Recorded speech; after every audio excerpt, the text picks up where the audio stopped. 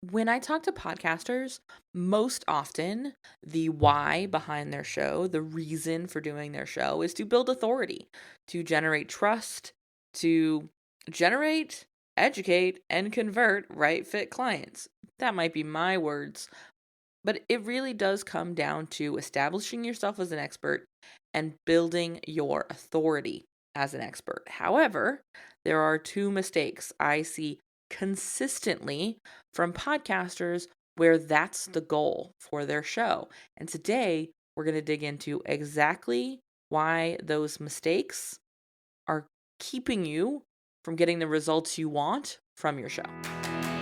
Welcome to the More Profitable Podcast with Stacey Harris. I'm Stacey, and this is the spot to learn more about the strategies, tactics, and tools you need to build your more profitable podcast.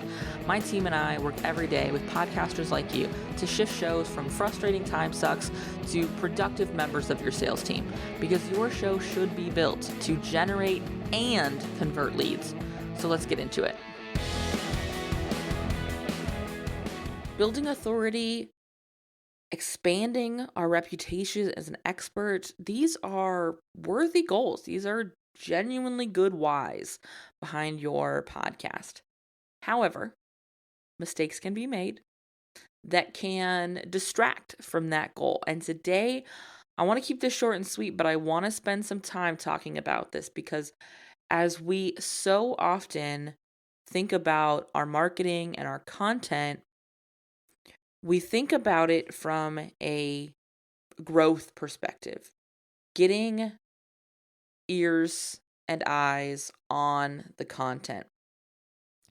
And so we start chasing things or establishing habits that are actually detrimental to our actual goal, that actually work against what we're trying to do with the show at all, in an effort to get more listeners, to get more viewers, to get more readers, to get more consumption, or what feels like anyways, of our show. We actively take away from the things that are going to allow it to convert, that are going to allow it to work, and that are going to allow it to really speak to the people that need us most. And that's dangerous.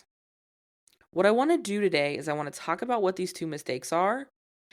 I want to talk about why they're dangerous and counterproductive for your show and you reaching your goals.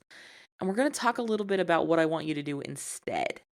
Now, as you're listening to this show, if you're sitting there and you're thinking, man, I'd like Stacey's thoughts, or man, I'd like to talk back to Stacey and ask questions, I'm going to give you an opportunity to do that as we come together in January for the Podcasting for Profitability Roundtable. This is a killer opportunity to get your questions answered. As we move into our next one, though, I am going to be shifting some things. We will no longer be offering a replay for this call. I want this container to really serve the people who show up for it. And in the last few months, we've seen a lot of people showing up, even submitting questions, but then simply watching the replay. And although I appreciate anyone willing to ask a question and raise their hand and get the answer in the means they need to, it felt like a bit of a disservice to the people who were showing up live to the call and really engaging, because yes, getting my support, getting my answers is great. But one of the things that is so valuable about this roundtable is seeing the questions and the conversations that come up with others. And to protect the value and the quality of conversation that can be happening, we'll no longer be offering a replay. So I want to invite you nice and early so that you can put this on your calendar. If you head over to the show notes, you'll see a link to reserve your seat. But we will be coming together for our next roundtable January 18th. So if you would like to get your questions answered, if you'd like to sit down and talk these mistakes or anything else through with me and the group, make sure you have reserved your seat. Again, The spot you're going to sign up for is in the show notes, but if you want to type it in real quick, you can head over to uncommonlymore.com/roundtable to grab your spot. Again, uncommonlymore.com/roundtable is how you reserve your seat. Once you reserve your seat, you'll actually get a link to submit your question. So don't freak out about like I've got to remember my question or whatever. I got you. You'll submit your question right when you sign up. So no worries there. And I will see you as we sit down for our next roundtable. With that, let's start digging into these mistakes, these hiccups, because they're biggies. They're things that sneak up on us. There are things that, again, in the spirit of looking at growth, in the spirit of seeing our audience expand, there are choices we make that can end up being detrimental to the actual impact our show has. So, mistake number 1.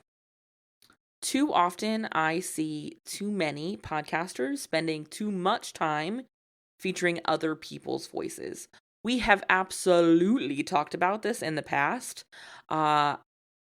I will link some episodes where we've talked about guests and using guests and how I use guests and some suggested ways you can be using guests. This is not I don't think there should ever be guests on any podcast ever kind of thing. With that said, one of the biggest mistakes I see in shows that we take on who are in their first 20 to 30 episodes is they've got a proof of concept. They like podcasting, they're seeing their audience grow, they're seeing engagement from their community. They might even be seeing some traction as far as opportunities popping up for them in establishing their voice and their presence in the podcasting space. However, they're not generally seeing conversions. They're not generally seeing people reach out and say, "Oh, I loved your show. How can I work with you?" Or looking, purchasing by way of saying, "Hey, I love the podcast. Can I book a sales call?" Whatever. In fact, what a lot of times I hear them saying is people are talking about how much they love the show and how they went and then hired XYZ guest, which is cool. It means your show is working. However, it is working in a way that is not maximizing its benefit to you, and certainly not delivering an ROI on your cost, both time and fiscal.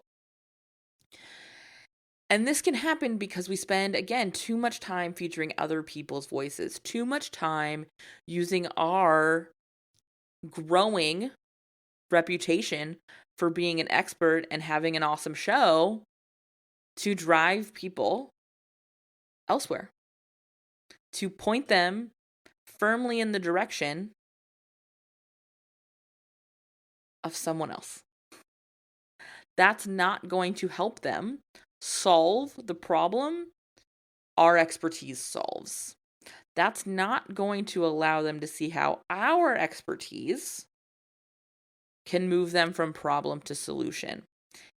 In many cases, what it does is it serves them up distractions so that they can sort of work around their discomfort instead of addressing it. I will say where the other people's voices can be really beneficial is in social proof. Conversations with your clients. This is something you hear on this show, right? When we feature guests, it's generally because we're featuring somebody who we've worked with. And we're using that as an opportunity to show you what this work looks like, what the outcome of this work can be from somebody who's not an expert, from somebody who doesn't do this. Because I use this show and I use my own work as an example a lot because, frankly, it's easy. I know it, right? However, it makes it really easy for someone listening to say, "Oh, well, of course that works for you. You're an expert. Of course that works for you. You've been doing this 10 years. And that can sort of take the wind out of your sails when it comes to thinking you can do this too. That listener thinking through, how do I make this impactful for myself? How do I make this change? When I'm not somebody who's been doing this for 10 years, when I'm not somebody who has a degree in audio engineering, when I'm not somebody who is an expert. And that's why I really love bringing on clients, because they're experts in lots of things. This just isn't the thing they're an expert in. And so how does this work when you're not using a podcast to sell podcasting? Spoiler alert, as you've heard in recent weeks, as you're going to hear in upcoming weeks, it does.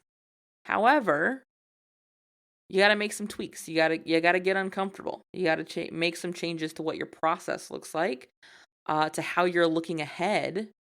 And ultimately, it leads to a lot more comfort than discomfort, but it does take the discomfort of change, right? The shifting in our process can be not super fun.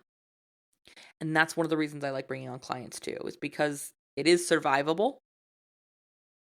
And you can, on the other side of it, see the impact you want to see. The other ways that I like to feature other people's voices that can be beneficial is not serve up distractions, but serve up pre-client work. So what are the things, and again, we've talked about this in other episodes and I'll link them in the show notes, but what are the things that need to be clear before they get to work with you? A great example of this, again, using this show, is I'm not super helpful for somebody who's unclear in what they sell or who they sell it to. I'm not super helpful for somebody who is launching a brand new podcast that they're hoping to evolve into a business. It's just not where I work. It's not the kind of work we do. However, if we brought on a coach who specialized in launching new businesses, or if we brought on somebody who was an expert in helping you through the process of designing an offer or evaluating your ideal clients, that would be great pre-work. So those would be solid people for me to bring on and tie their expertise into understanding these things, allow you to get these results from my expertise. And so we're talking about it in the context of our work. We're not coming on and having the get to know an expert of the week kind of format. Instead, we're having a really focused conversation that is still delivering on my podcast's promise to help you build a more profitable podcast. I'm not serving up a distraction. I'm serving up some work you need to do as a part of getting the results you want that I don't do. I am not an expert when it comes to putting together an offer. I am an expert at putting together my offers. And I'll be honest, I haven't done all of that alone. I have absolutely worked with other experts because that's where their expertise lies. And I could absolutely be looking at how can I bring in those featured voices and in a way that helps me use the podcast as pre-client education. That helps them being the listener, understand readiness. Have an awareness for themselves of when they're ready to hire me and when they are ready to hire someone else. That's what we're talking about when we talk about educate. When we talk about generate, educate, convert, this is the educate component. And that's where you can absolutely be using other people's voices, other experts, who are the people you refer to.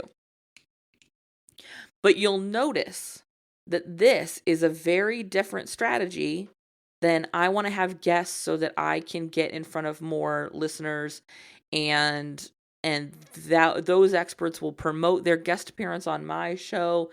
And that means I'll get more listeners to my show because they'll just be so won over by that guest spot that they'll subscribe. But the problem is they're not getting a feel for what my expertise is in that format. They're not getting a feel for what this show is important and what the promise of this podcast is. Because they're getting yet another interview of the week. They're getting a guest sharing the same thing they've shared on 57 other episodes of 57 other shows because they're promoting a service, a book, an event, a whatever. That is what happens when you focus too much time on just featuring other people's voices instead of coming at your guest strategy from a place of, how can I strategically be using guests to help serve the audience I'm generating, to help educate the audience I'm generating so that they can convert and see the results they want to see from our work together. That's where you've got to be looking at. That's the nuance. The other mistake I see is kind of the opposite end of this same spectrum. We see people who feature absolutely no guests.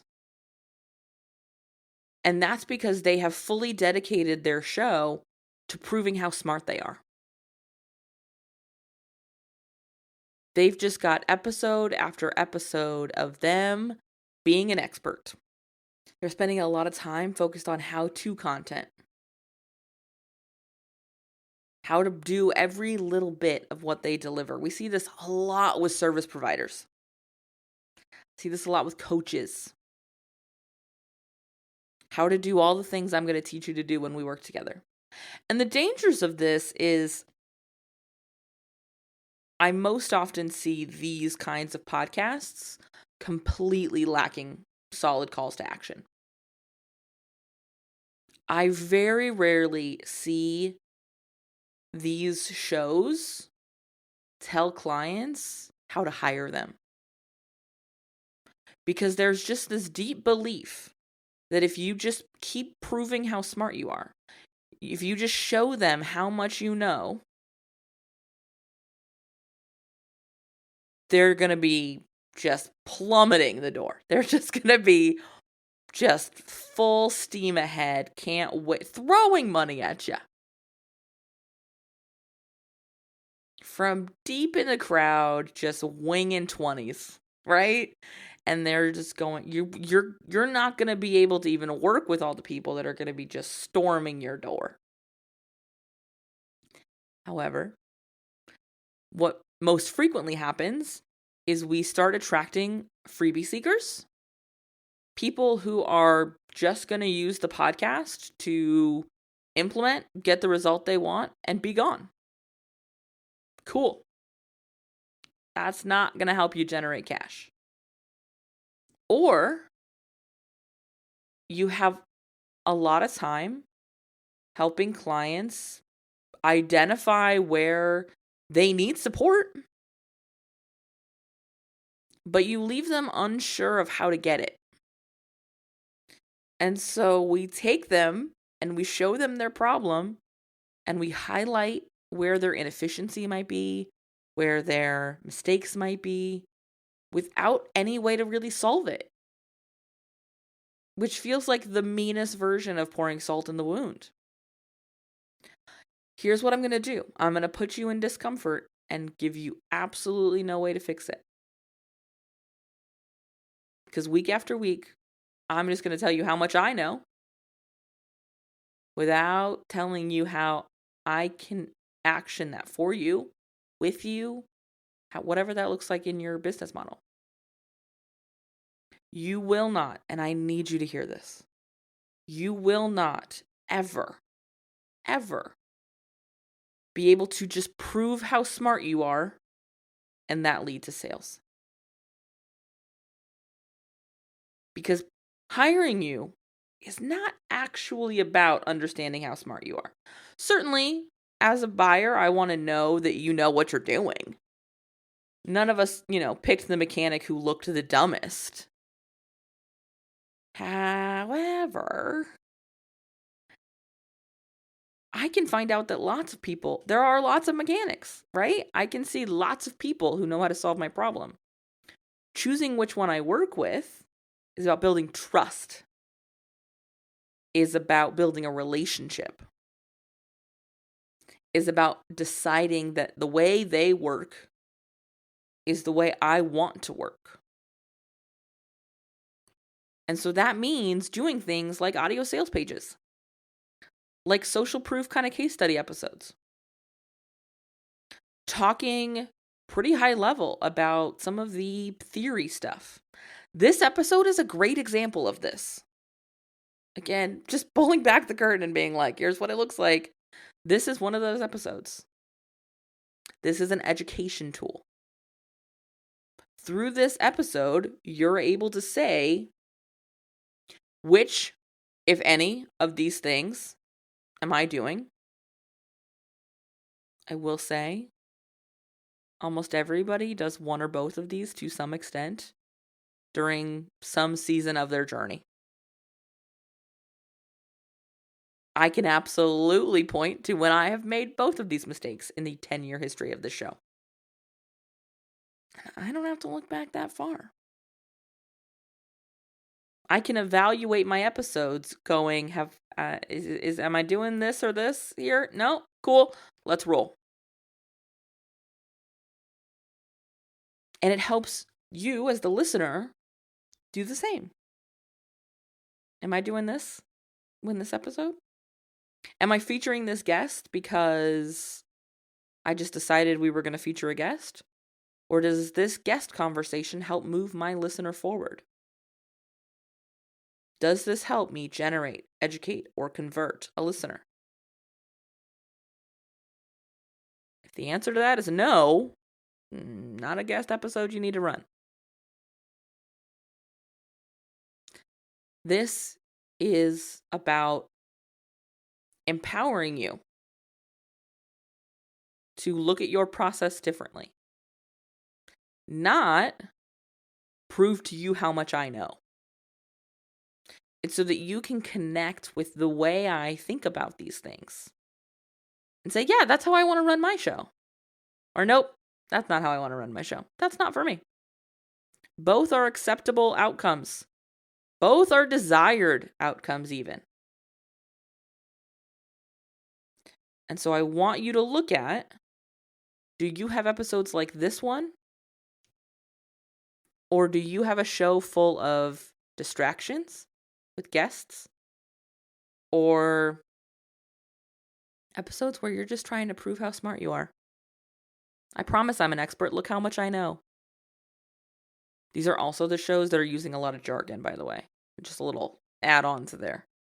Because if you're living and dying by acronyms and industry speak, you're only talking to your peers. You're not talking to your clients.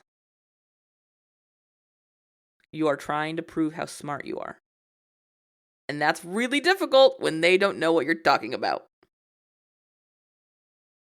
You're not leaving them impressed. You're leaving them confused. I actually listened to a show that did this recently, and I was like, I am going to stop listening because this show is not for me. And I looked at the overall structure of the show, and it definitely was trying to sell. Like, it was doing some of the things. Well, let me tell you, it was building a show for its peers. This host was building a show for their peers. They wanted to be impressive, not profitable. And I want you to skip that. I don't want you stuck there. I want your show to be effective and impactful, not just impressive to your peers. And so we have to shift out of that energy of proving and into generating, educating, converting. Because that's where we see results, not just for you, but for your listeners or your clients. As we wrap up this episode, if this is something you would like support with, now is a really good time to look at it. As I have shared over the last few months, our prices are increasing as we close out this year. For anyone booked in to sit down with me and talk through production or an intensive, as long as your initial conversation with me, your application is in and your initial conversation with me is booked for January by December 31st, you will be receiving a proposal that has 2023 prices on it. So this is sort of your last call on our current pricing. If you want to take advantage of that, head over to uncommonlymore.com, submit your application, get our call booked. You and I will chat in January, and we will look at our current rates. After January 1st, our rates are going up, though. That is true across all of our services. Podcast production services, podcast strategy intensive service, as well as our Profitable Podcaster Mastermind. The cool thing about the Profitable Podcaster Mastermind is there is not a call in front of it. So if you're ready to go, head on over to uncommonlymore.com/mastermind, reserve your seat, and you will be good to go. We are getting started in February. We'll run February, March, April. I'm really looking forward to this next group. We have wrapped up our two 2023 groups, and I am missing it a little. So I'm excited to dig back into this in February. So reserve your seat now. Everything, as always, is over at uncommonlymore.com. I will talk to you next week. Thanks so much for listening to the show. Remember that content consumption does not make changes. So commit to doing something from today's episode. Maybe it's taking action on what we talked about. Maybe it's reaching out to me and learning more about podcast strategy intensives or what podcast production looks like with our team. All of that is over at uncommonlymore.com. And if you haven't yet signed up for the podcast newsroom, I want to remind you that is a great next step. If you're not really sure what comes next, hang out over there. Get those exclusive private episodes. That's over at podcastnewsroom.com. And the last favor I will ask, because social proof is endlessly important for sure, is to leave a rating or review for the show. If you go to ratethispodcast.com/more, that's the easiest way to do it. But I would love to hear what you thought of the show, what you think of the show, and if the show has been helpful for you. I can't wait to chat with you. So this is just the start of the conversation. Reach out so we can keep it going. Talk soon.